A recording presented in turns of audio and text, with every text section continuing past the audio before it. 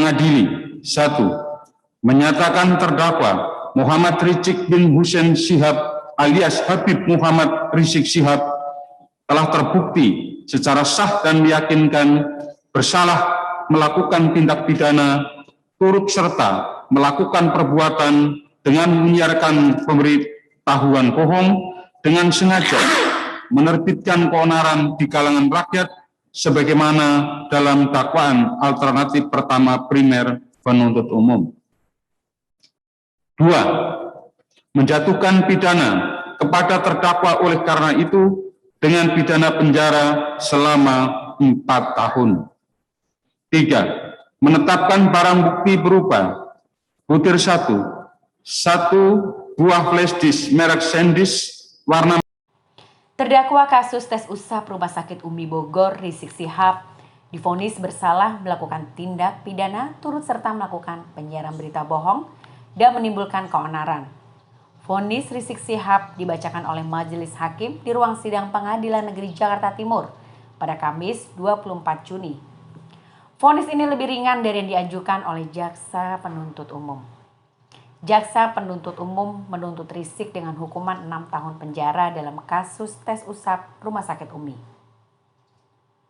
Menurut Jaksa, Rizik bersalah dan melanggar dakwaan primer, yakni Pasal 14 ayat 1 Undang-Undang RI Nomor 1 Tahun 1946 tentang Peraturan Hukum Pidana Jantu Pasal 55 ayat 1 ke 1. Kasus tes usap Rumah Sakit Umi Bogor bermula dari Satuan Tugas atau Satgas Penanganan COVID-19 Kota Bogor yang melaporkan manajemen Rumah Sakit Umi karena dinilai menghalang-halangi upaya Satgas untuk melakukan tes usap terhadap Rizik yang dirawat di sana. Kala itu, tim Satgas Penanganan COVID-19 Kota Bogor hendak melakukan tes usap terhadap Rizik saat pimpinan FPI itu jatuh sakit dan dirawat di Rumah Sakit Umi. Namun mereka merasa dihalang-halangi sehingga tidak bisa melakukan tes usap.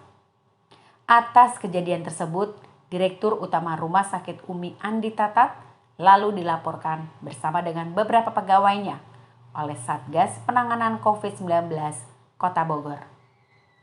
Mereka dianggap tidak kooperatif dan transparan dalam memberikan keterangan soal pelaksanaan tes usap atau swab test Rizik Shihab yang dilakukan oleh Mercy secara diam-diam di rumah sakit tersebut.